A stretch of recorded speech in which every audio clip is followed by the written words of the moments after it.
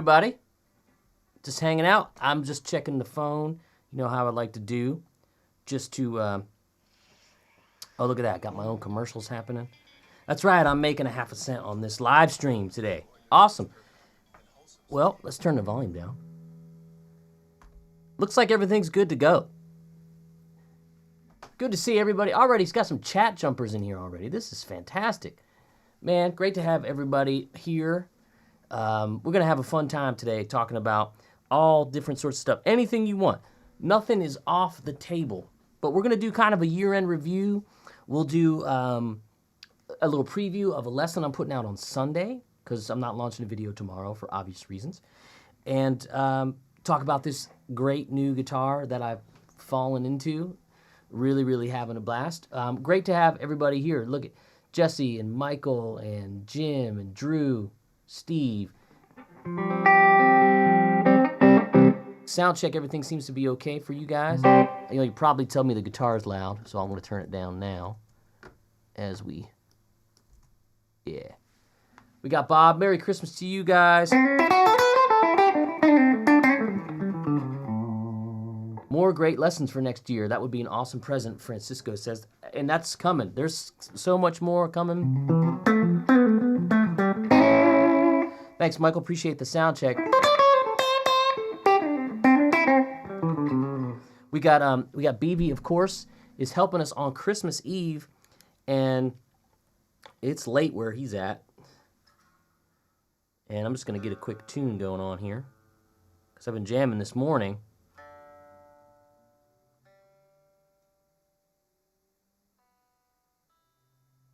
Yeah, putting the guitar out of tune a little bit.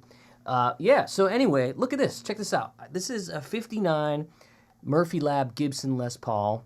Man, I had my eye on one. You know, I never owned a Les Paul. This is my first real Gibson Les Paul ever in my life. Actually, not true. I did have a reissued deluxe for a very short period of time that just didn't work out.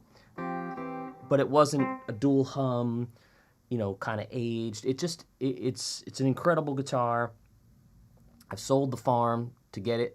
Sold one of my Marshalls to Brett Papa. I got some guitars you don't see that used to be here that are also spoken for to get me to the finish line on this. And I've got to thank my friends out at Sweetwater for helping me out on this too. They gave me a nice little deal, and you know, maybe I'm indebted to them for the next 5 years or so. Who knows? No, that's not the case. But let's just say when you do this for a living, you find ways to get the tools you need. And another thing, I'm going to start doing some videos on some guitars and talking about, like, why so many? Why do we need them? And that sort of thing. And one of the main reasons, and, you know, people are always shocked to hear this, is, you know, it says musician on my tax return. So I have to have items that I can write off. I can write off part of my house. I write off all the gear, whether it's a pick or a pack of strings. I can write that off, and that's what I'm doing. So the guitar's sounding killer. I am literally, lately, all I've been doing is going through one of my two rocks here into the aux box, and I even dialed up a little screen share. Let's see. That guy. There we go. I think you guys can see that. That's my little rig I'm running. Just that cabinet, mic that way.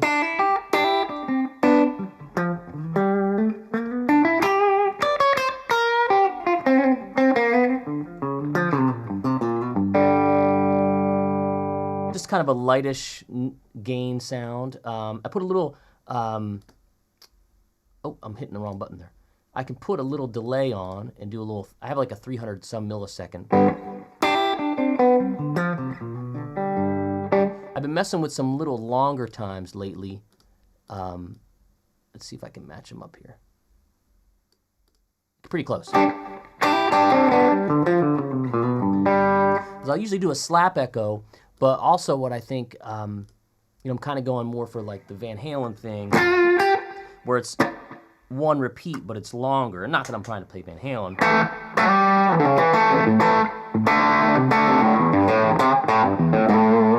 But trying to get some space without it sounding obtrusive.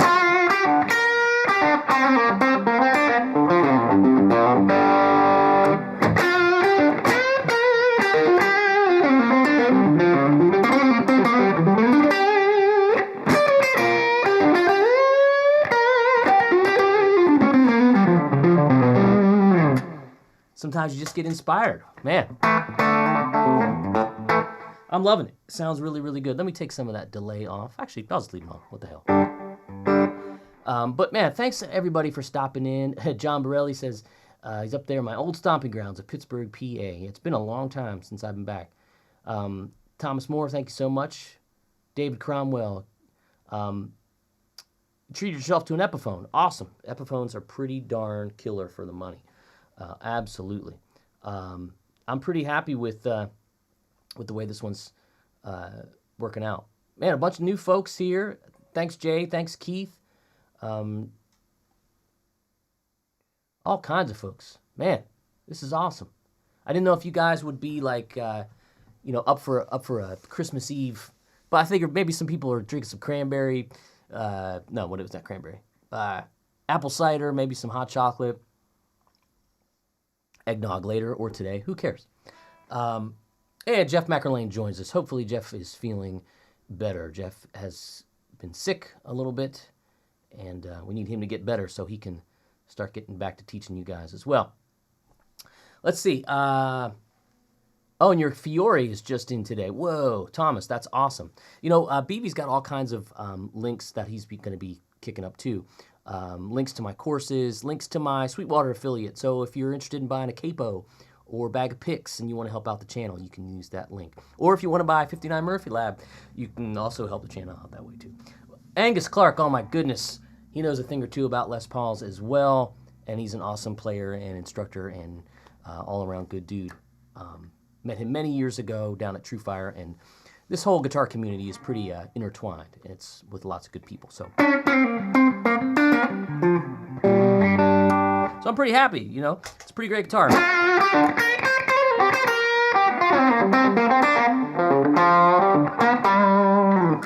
So on Sunday, what I'm going to be doing is doing something I haven't done a lot of. A lot of the teaching that I do on here with regard to blues or soloing is always sort of around, not always, but, I do a lot of arpeggio stuff, dominant 7 arpeggios,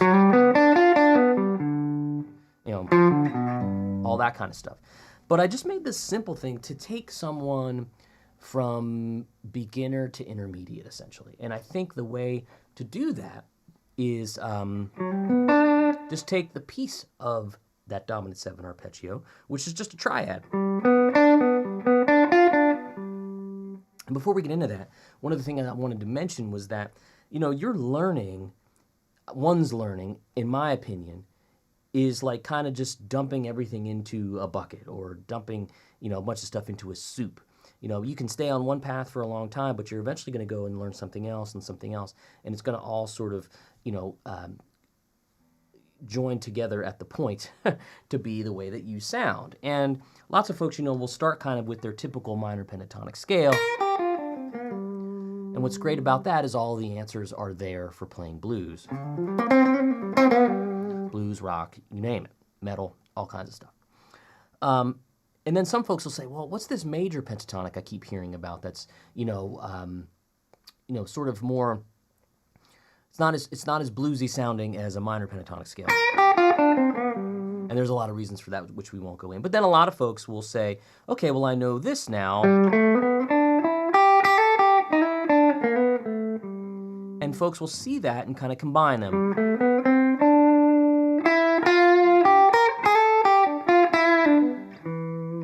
And they'll play around with that sort of stuff, and they'll say, okay, I see both of those scales. Now, what if you just took the minor pentatonic scale, didn't do anything with the major, and you said, I'm just going to use triads and major scale, or and pentatonic scale, minor pentatonic scale. Triads, minor pentatonic scale. Lots of stuff spewing out of my brain at one time. So let's see what that looks like, okay? So a G triad, if we're playing like a G blues, just going to have a G, a B, and a D.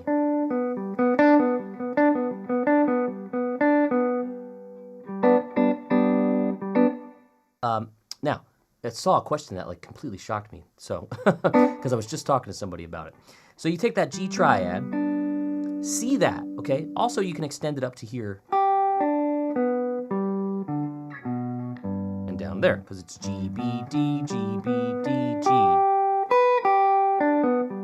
Okay, but really just think about those 3 notes, okay? That's what you're going to do for now. Got an itchy foot. But you're also going to see that as well, which you probably know. So what if we were to go and do something like triad, 3, 4.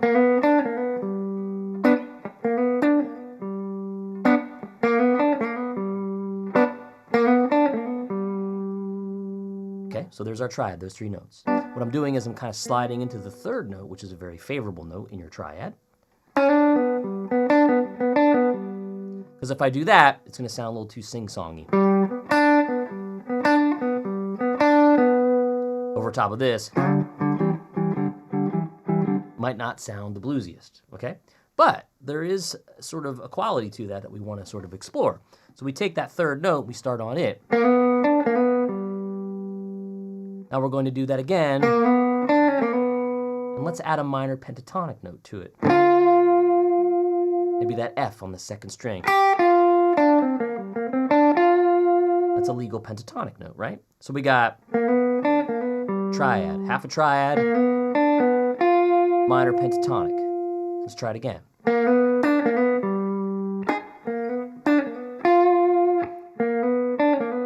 How about this? So what I did was I still outlined the triad, but I ended on that F, which is again in my scale.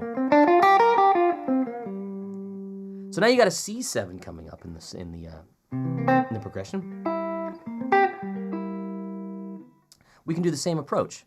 Here's our triad for that, which is just a C, E, and a G.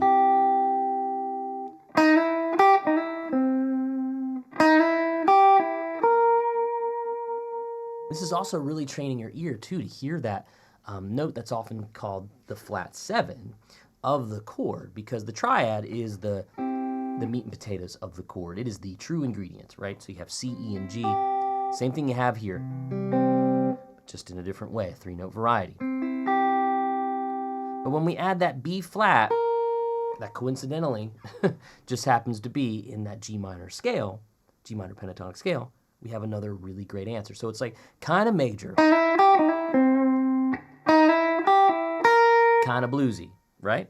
Back to the 1.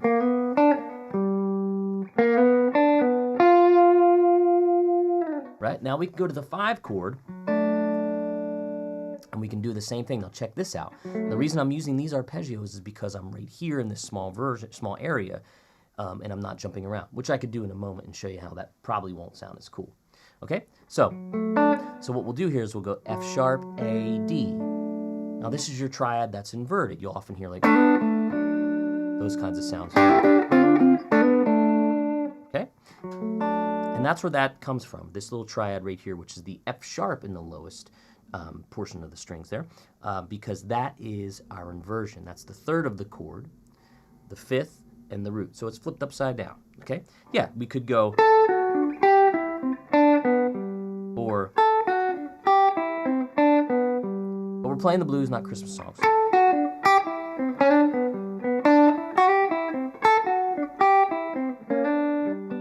But let's keep it close here, because we're going to play a cool idea going into the 5 chord. Okay, so all we're going to do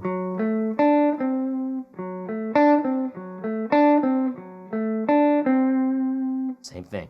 3rd, 5th, root, flat 7. We'll walk it down. And now we're starting to hit all the chords as they go by. Okay, so check this out. 2, 3, 4.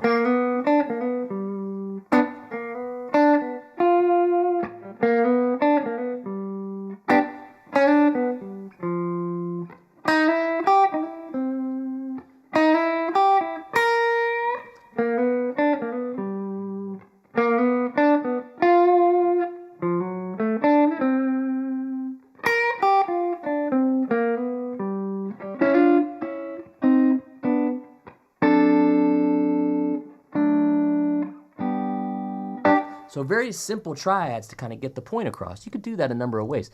Let's see if we can pull up a track. Let's get it from the top. And we'll just do that same kind of triad thing, and we'll play around.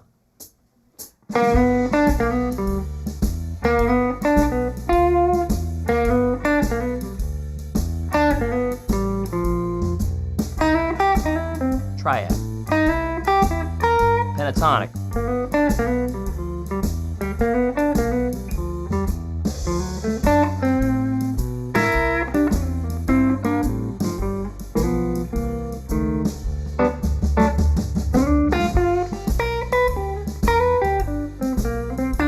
Triad. Triad and pentatonic. How about triad again?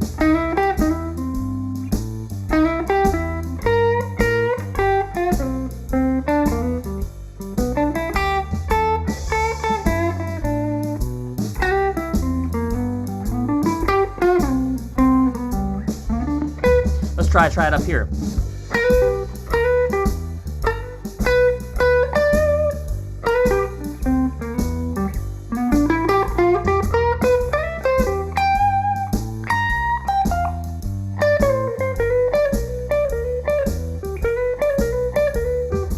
That's all triads.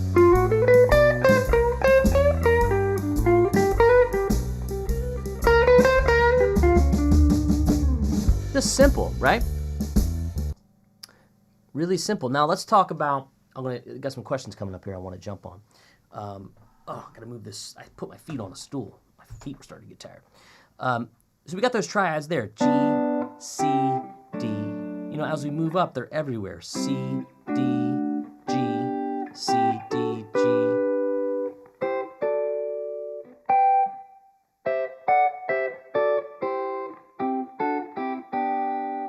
And the good thing is that everywhere is the triad is also sort of an accompanying minor pentatonic scale.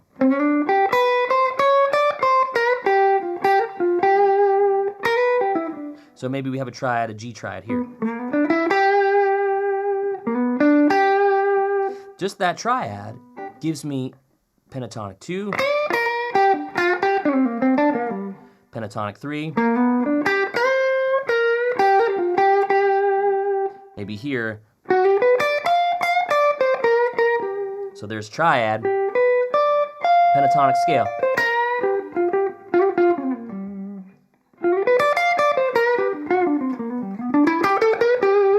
Try it again.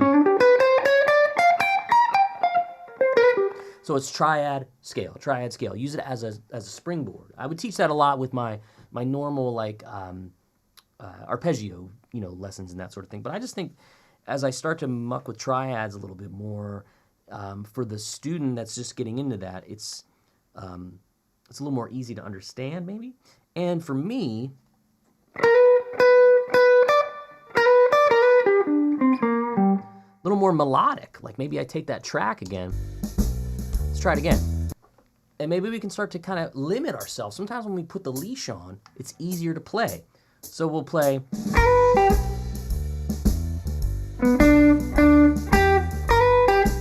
Little melody there. Let's go to C. Easy. How about a scale or a lick?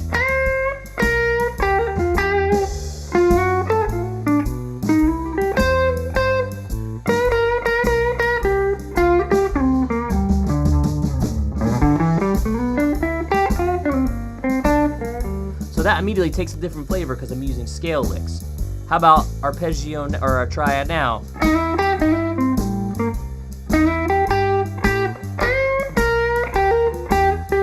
Blues lick, triad.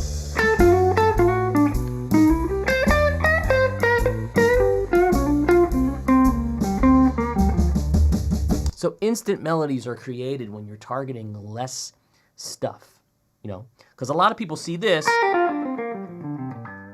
and they go, okay, start the blues.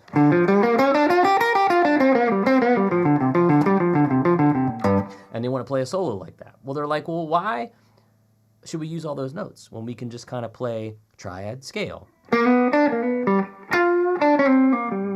Great.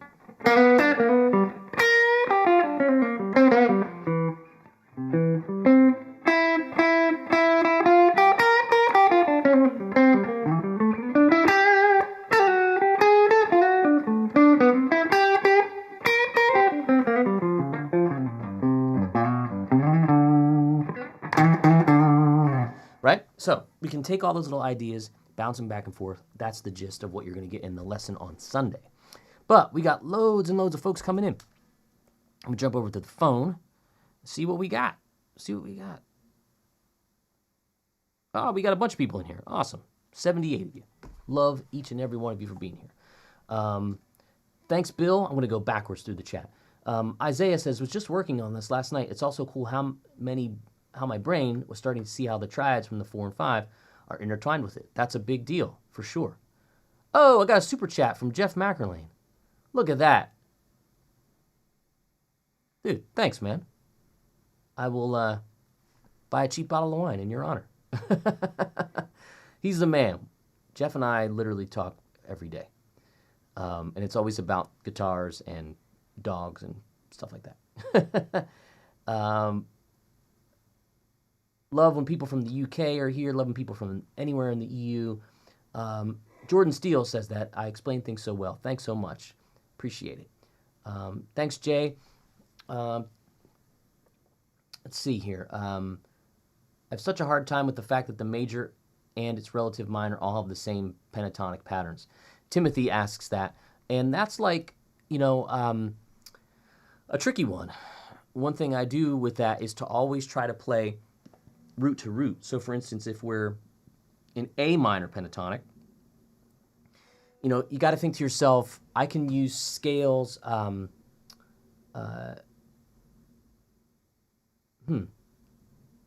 just noticed, BB, I gave you the wrong link. No tab and track today, I don't think. There's going to be one. This will be available on Sunday in the video. But there was a lesson the other day that'll work for. Either way. So minor pentatonic, major pentatonic, seeing them, it's all about sort of hearing the roots. And I think if you go from A to A, you can play that over an A minor chord, of course. But of course you play that over A7 for blues all the time. And then if you play a C chord, don't play it from the A, play it from the C, just to start. Until you start to really hear and see where those C's are.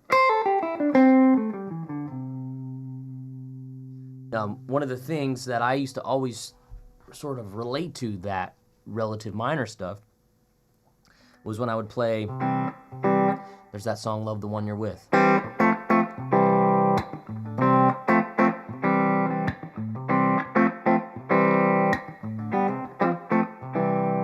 That's like the whole verse, right? And then it goes to the keyboard solo, and if you can't be the one you love, love the one you're with. Then the organ solo goes.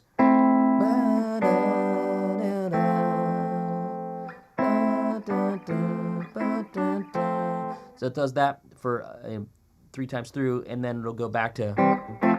Then when I would jam on that in my early playing days with bar bands and stuff, when it goes to here, I would just play A blues.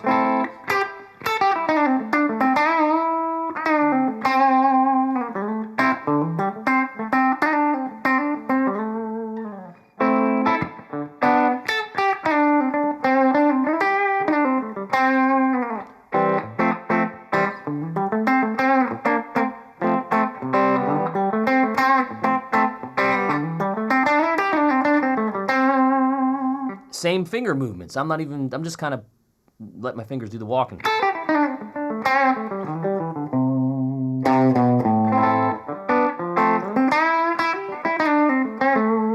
But I would land on A's when that A section would come, A minor, and then I'd play on C's when the C would come around. So play that pattern, but play it root to root. A, C.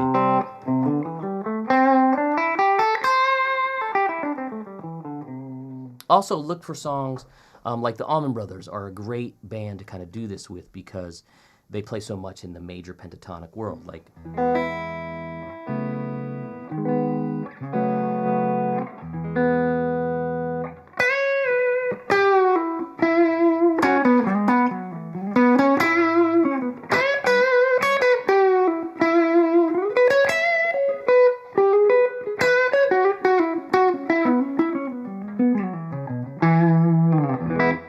that's E major. Now if you're playing Melissa, and then you start playing E minor,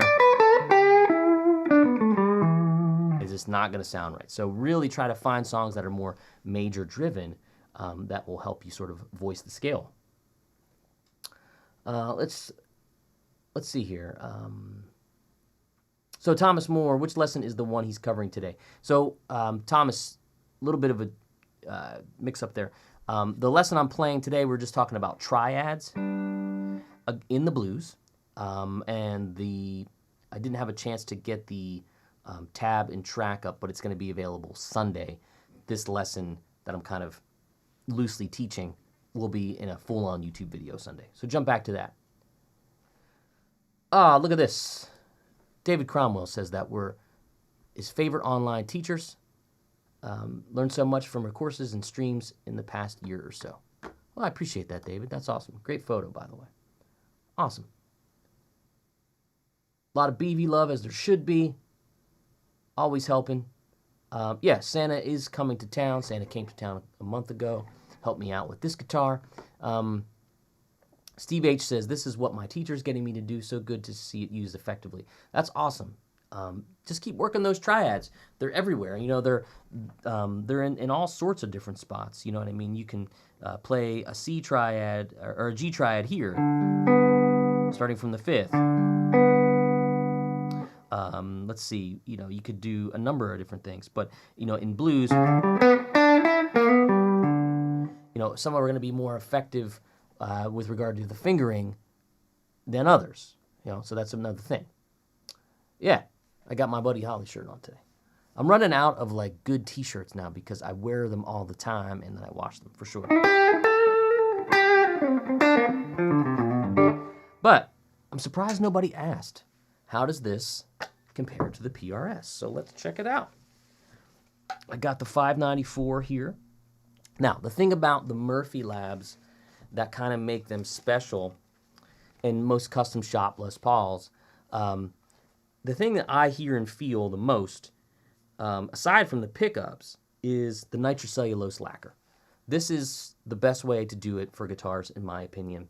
But it's not, from what I understand, like they can't do as many as like a company that doesn't use nitro. Nitro takes a lot longer to dry and cure. Like for instance, Martin Guitar uses nitro on just about all their American-made guitars, and it's the best for tone, but it takes 2 to 3 times maybe longer to make a guitar than like, you know, someone like Taylor does. But they use that really fine like UV finish, which some other companies have been doing. I think Tom Anderson might do it even, but there's more that have done that now. And I know that PRS has a thin finish as well. But you know, this nitrocellulose, it's interesting because it's never really dry. Like I could get a wet rag or a sponge and like rub some of this loose, you know, and that's kind of what's interesting about nitrocellulose lacquer. Also, it's pretty toxic from what I understand, and you're only allowed to like use so much at any given day or time. At least that was what I remember from years ago. These are Alnico 3 custom buckers that really sound great. I got no issue with them. I think they're awesome. Tom Murphy himself told me that he felt the neck was right on these. This isn't, I didn't order this custom. This is kind of off the wall. But it's from Sweetwater, and I literally was at Sweetwater, and I pushed the button on the touch screen. They brought this guitar up to me in 10 minutes. I was the only one that had ever played it because it was in a box. And made sure I was like, do not sell this guitar because I think I might want it, and let me sell a wing of my house. You know, it was that bad. I did sell a bunch of stuff though, which is great because I needed to clean house anyway. I'd rather have, you know, and some of these other guitars behind me might even go. Who knows? Hey, Steve H sends a super chat. Thank you so much. That's really mighty kind of you. Appreciate that, Steve. So yeah, guitar's killer. It's 8.1 pounds, so it's really, really light with regard to how Les Pauls are. Let's grab this cable. Play this guy. This is a guitar I use a lot. I dig it.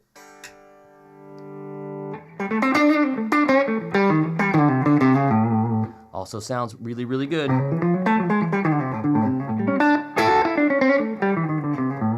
What I like about this is it's a little punchier brightness-wise.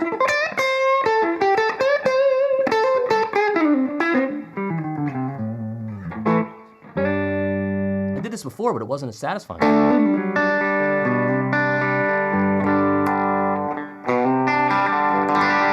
And you notice how this just sounds really just modern and right. I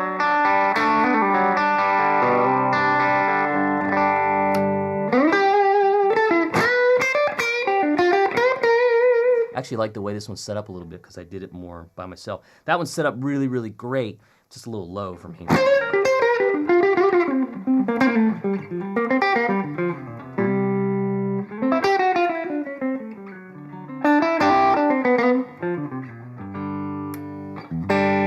And the coil tap on this is pretty killer.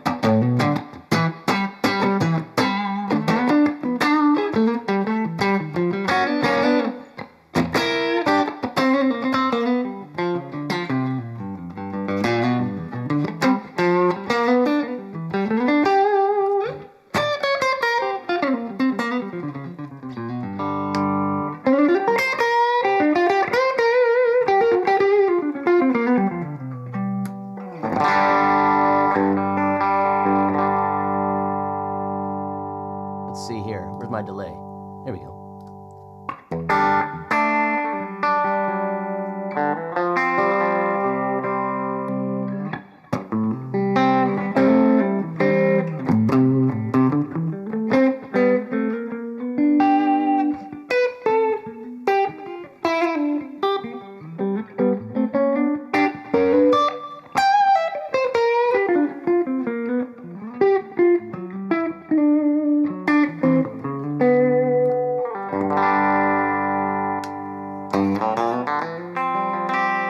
Can't do that on that, that's for sure.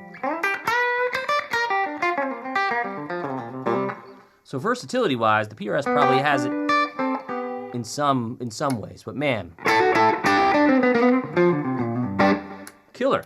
I'm a lucky guy. I get to have some nice stuff courtesy of some sales, some friends that have helped out at companies, all that kind of stuff. And you know, I try to budget like a certain amount of money I'm going to spend a year.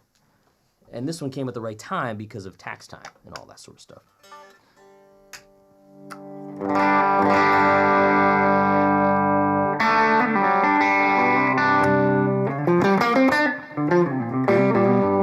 What's cool about this guitar, for some reason, is it, how can I say it? It kind of doesn't, the PRS really jumps back at you. Whereas the Les Paul's a little like mushier feeling, but in an amazing way. When you play a note, man, it is just like rich.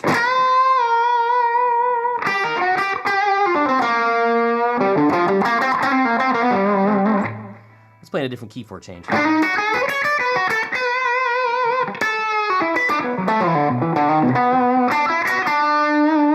But it just grabs the overdrive.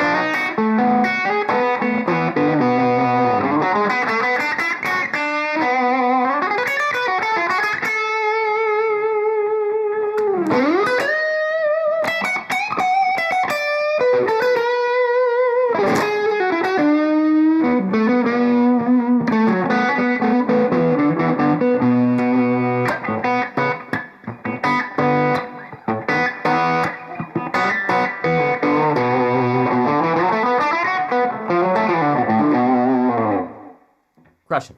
Right. Cannot go wrong. Jumping into the chat with you guys. BB says that PRS do the coil tap better than most with the resistor in the circuits. Yes, and that the TCI pickups on the guitar I'm giving away, we can't forget about that. We can't forget about the PRS SE Paul's guitar that I'm giving away. I didn't bring it because it's like packed up. I want that baby safe. And BB probably has we have a few days left on the contest. So PRS SE Paul's guitar, given away, last giveaway of the year, helping out the channel, all that good stuff. We've had lots and lots of folks enter. Again, sorry, only shipping to the US entries only. But feel free to do some of the other things you can do when you enter, like jump over to my Instagram, all that kind of stuff. Shark Air says either one of those would work just fine. I can't disagree. Richard Gardner says that's a light LP, mine is 9.2. Yeah, that was what really got me, the 8.1. You know, when you go to Sweetwater and some of these other sites, they post the weight of the guitar, which is pretty cool. Drew just got a new telly, and he says I can make any guitar sound good, which I totally appreciate. Very lovely. What's up, Dabs and Tea Time? This is live. You obviously haven't been here much, so that's awesome. I'm glad you're here. That means you just stumbled onto my channel and said, here we are.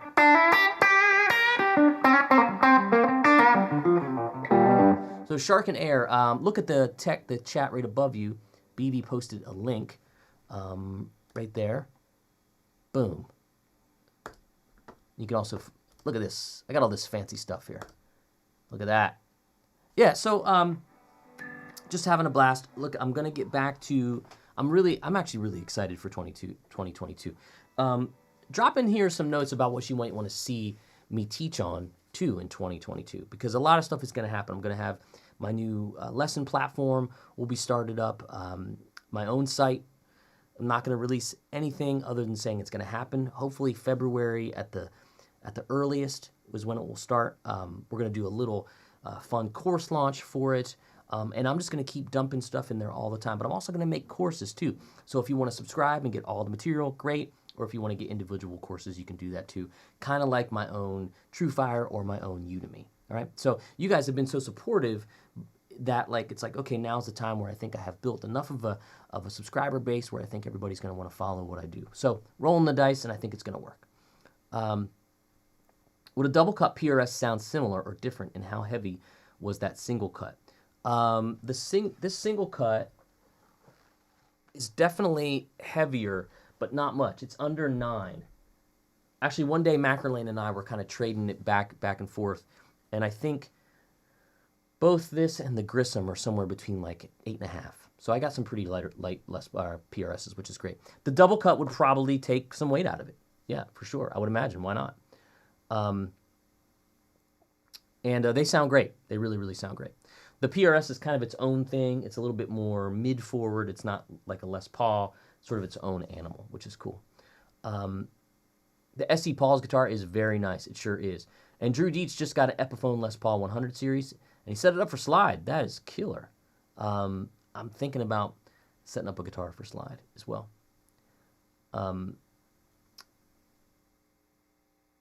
What a sweet Les Paul. I know since I recently got a Murphy Lab 59 Ultra Light and Factory Burst, it's a great. Oh, so he got a Murphy Lab. Sweet. Yeah. Eugenio says, I like very much when you improvise rock licks and double stops. Thank you so much. That's awesome. Thanks, Eugenio. Yeah, I mean, that's kind of the basis of my playing is scales, arpeggios, and a lot of that stuff, the double stops come from like the country world.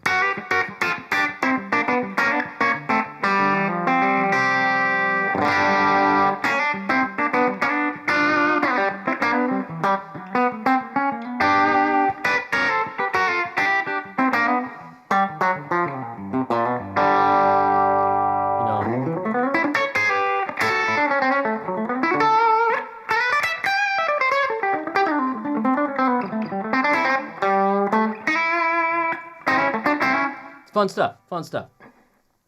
Let's see, who else? Anybody else jumping in? Yeah. Man, this has been fun. You know, I don't have the time to do the weekly thing anymore like I used to do, but it's really fun to get together with you guys. Another thing I was doing is kind of working on, you know how everybody does this? Maybe you don't know. What if we did something like that where you play a pentatonic scale, but you do it skipping thirds?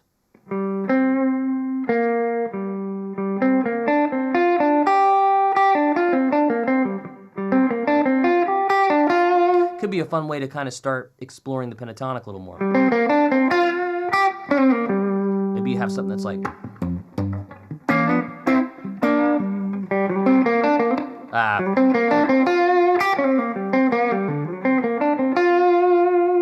you could play it in fours.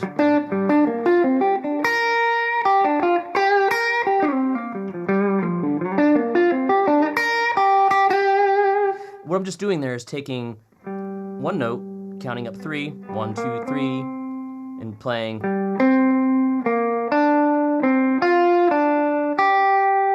that on every note. And then the next one I could do every 4. 1, 2, 3, 4.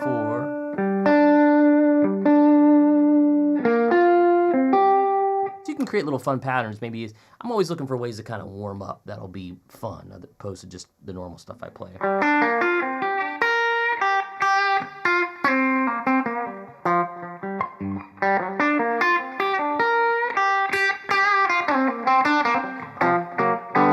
Could be like a song, you know.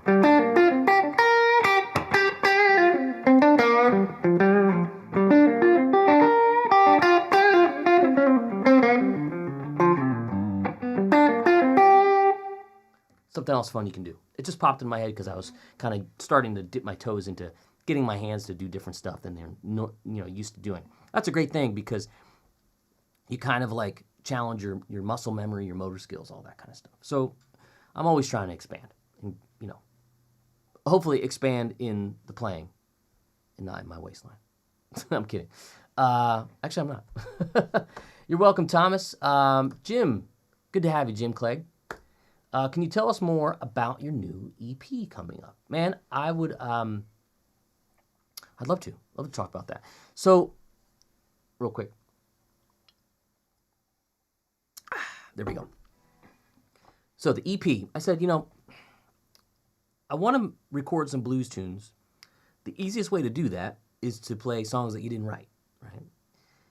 And I thought to myself, I don't really have the blues. I mean, I do. I knew how to play it. I have the blues. Sometimes we all get the traditional blues, right? What we think of, you know, having a bad day or something in our personal life. But I said, let me honor some folks that have already done this, you know. So I took some obscure tunes, one or two that you may know, but even they're more off the radar. They're not like your typical, like Stormy Monday or any of that kind of stuff. And I did 6 songs: Otis Rush, Johnny Copeland, Howlin' Wolf. Let's see who else. Otis Rush, Johnny Copeland, Howlin' Wolf, Johnny Guitar Watson, Junior Wells, and I always forget there's one more. I always forget this. Oh, Bobby Blue Bland. And I did these songs sort of in my own way, in my own production, so they'll sound modern, but it'll still be me playing them. And I'm, you see these microphones back here and stuff. I'm actually tracking the vocals in my house. My producer friend, we do it remotely because he doesn't live here, and I'll work on some stuff. I'll send it. He'll be like, "Hey, work on this third verse," and I think we got it. So we've got one of those done already. Most of the songs are pretty much done, minus the vocals and a couple little overdubs. There's a great song called "Me" by Otis Rush that I covered. Fun tune by Johnny Guitar Watson called "Hot Little Mama." Let's see. There's a tune called "Heebie Jeebies" by Johnny Copeland. It's just an easy. I don't know how you got me in this rut. My mind is twisted and I'm all tore up. Well, I get the heebie-jeebies when I hear your name. And when you're not around, nothing seems the same. So that's it, I quit, I'm gone.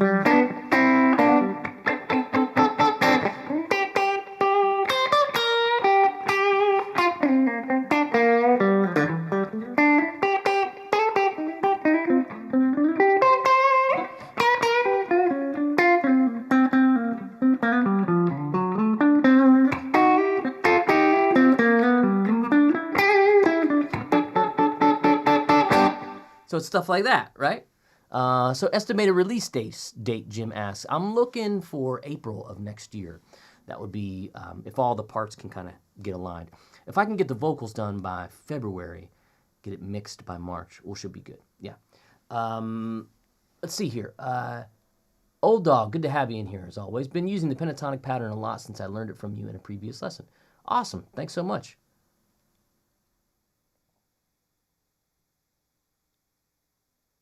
Let's see who else we got. John G says, I'd like to see your process for creating your backing tracks. You're not the first person that's ever asked that. And some guy was like the other day talking about tone too, like the tone for the videos. It's like, well, for one, I try not to make the videos like too long, like as far as YouTube goes.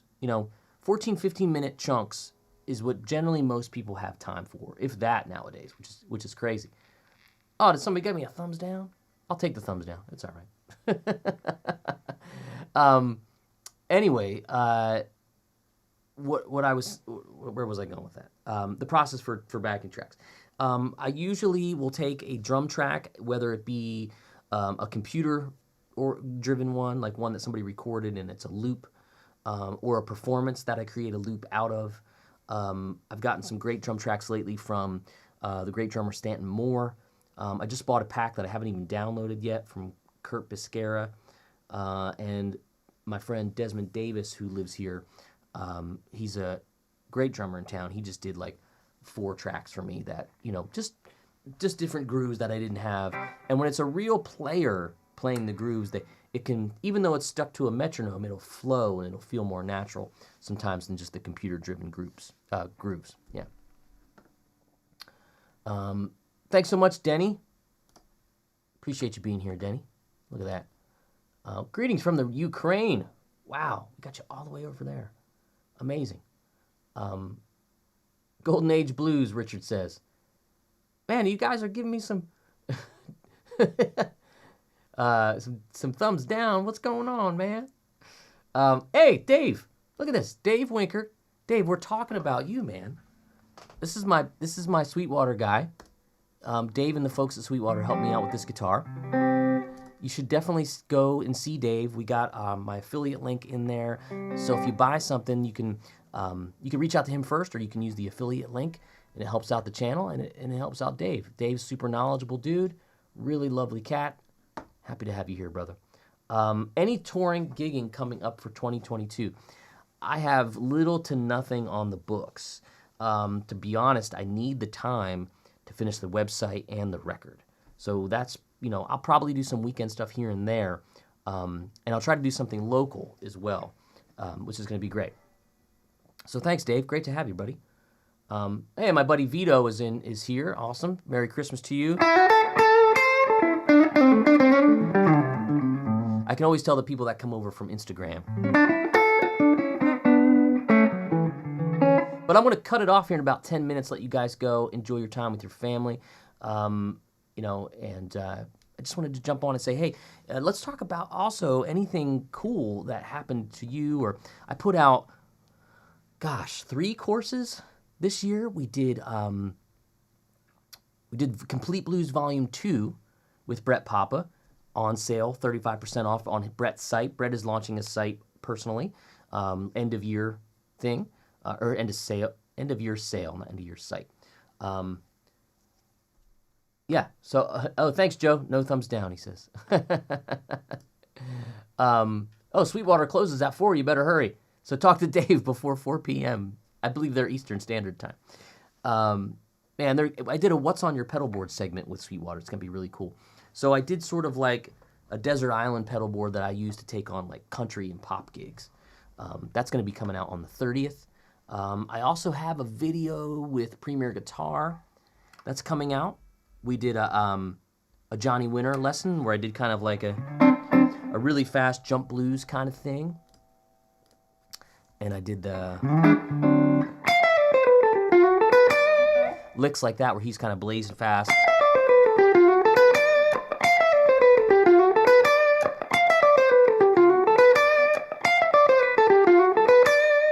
Over the whole 12-bar form. And then he does this cool drop D thing. Yeah.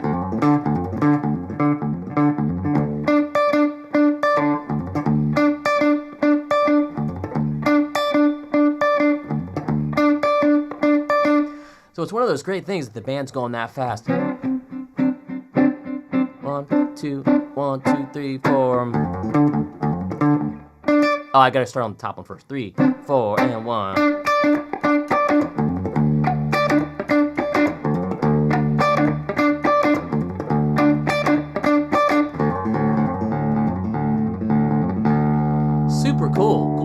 stoner stuff.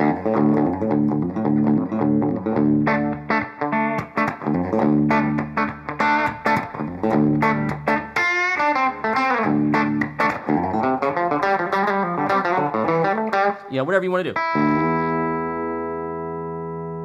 If you're playing fast without a plan, you're going to screw up, and that's what I do. Yeah, awesome. So that's coming on the Premier Guitars website. I'm going to also include that lick in a course of like blues licks by the greats. That's going to be launching too. Thanks, Steve. Appreciate all the support. How does your DGT fit in with these? Great question, Thomas. We were just chatting about that. I was mentioning that before. It's in the middle. You know, a lot of these sort of less polished guitars kind of sound smooth, not real punchy mids, or as punchy mids. The DGT definitely has more of a sort of aggressive, it sounds like David to me. But when I play it, it works great on sessions and live stuff. I use that guitar in the pedalboard video I shot for Sweetwater, and it definitely has this sort of modern thing. It doesn't sound as vintage in the video. It can sound vintagey if you like, but so it's right in the middle. And of course it has a trem and great coil tap as well. Coil split, excuse me. Yes, definitely hotter pickups on the DGT as well. That sort of smoother thing really kind of, you know, it kind of lends itself to me more of the smoother vintage sound, whereas the more aggressive pickups in it, the DGT, let me just get it. Why not? Make sure I have enough cable length here. There we go. Why not? I'm here. We're having a good time. And I traveled with this recently, so it's probably not too out of tune.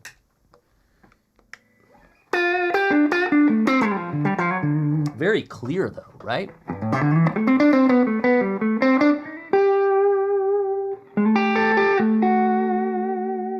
It's interesting too because the scale length is that different scale length, the 25 as opposed to the 24 3/4 on those, so I feel it immediately.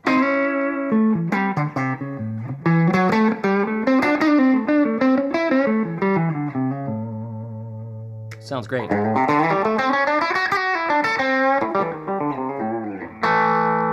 rock it up a little bit.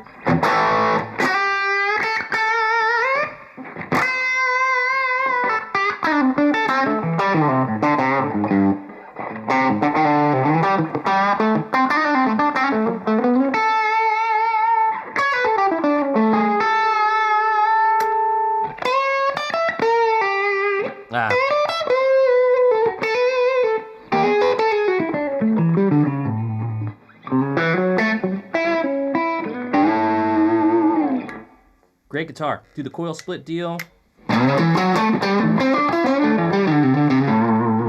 little of the gain off.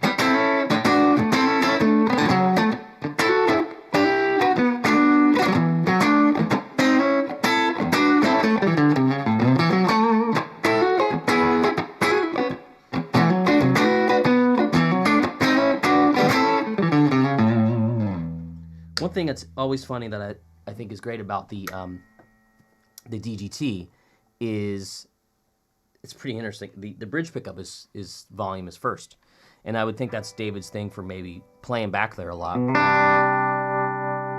and needing it closer. I like it. Tricky to get used to.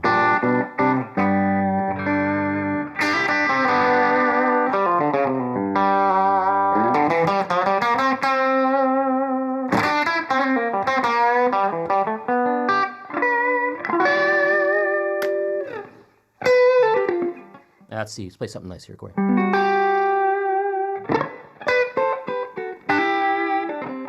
Bring that delay back, would we? Yeah.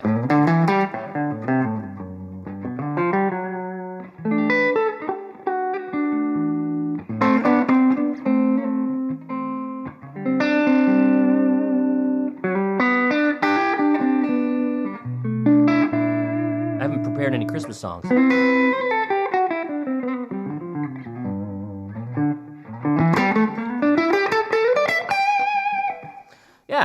Great guitar. Really dig it. Do you play a Nags guitar? I've never played one, but I only hear great things, for sure. It is a pretty one. This is I saw this color online somewhere. Champagne gold metallic. Did the back black with the wood binding. Pretty cool. Ah.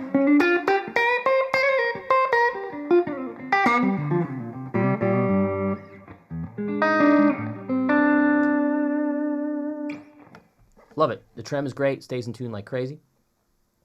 Can't go wrong. Thanks, Jay. Appreciate you being here, Jay Diamond. Thanks, Richard. Always great to have you here as well. Have you ever played a Silver Sky? Yeah, I got a Silver Sky over there. Great guitar.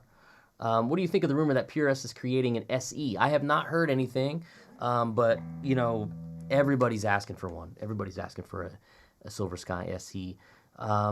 I got to say, their SE guitars are great. That Piezo one is an SE.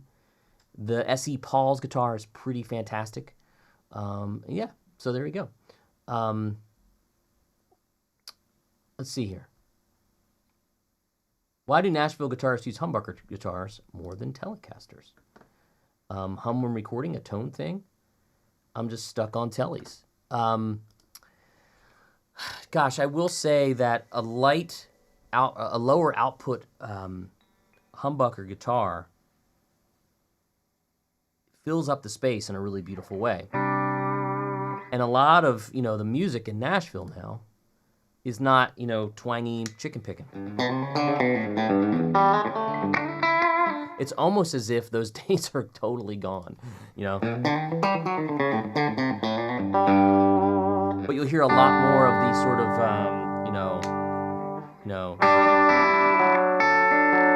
those sort of tones.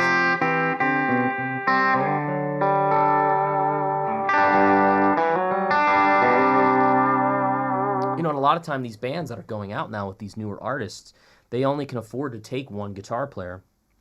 And if you're playing as the only guitar player, I would rather have humbuckers than single coils because it's just going to fill up the sonic space a little bit more, for sure. Now, I might do like a, you know, you see some people do a humbucker in the neck of a Telly or, you know, maybe a single coil split kind of thing on whatever on a humbucker guitar, just because you might want that more stratty thing in the neck if possible. So you see way more humbuckers these days down here.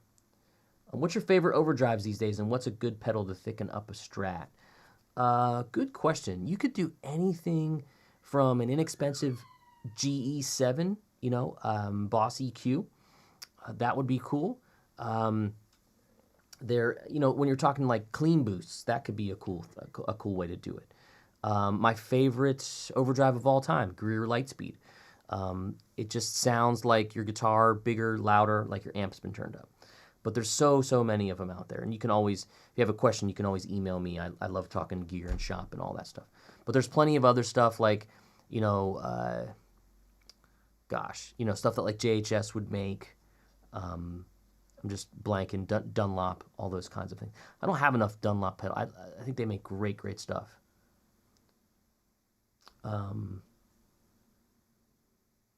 Hey, Merry Christmas, AU10. Recently purchased a new Fender American Performer Strat from Sweetwater. Love the coil tap. Super cool. Glad it works. Some of them are better than others. That sounds like it's good.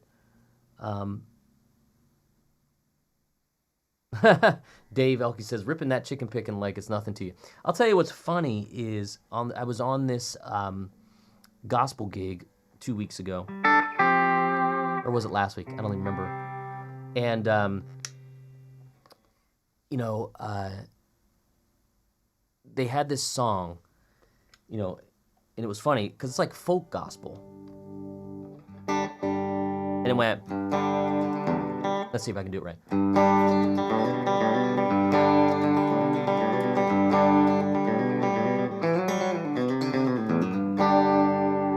And that's how it went. And it was so fun because the band was just kind of chugging along. And then it went, let's see if I remember it.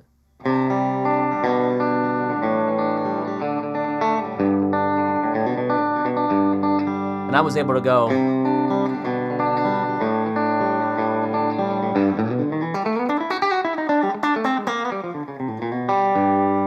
And they were like, whoa, and then they gave me a solo, and I was able to kind of...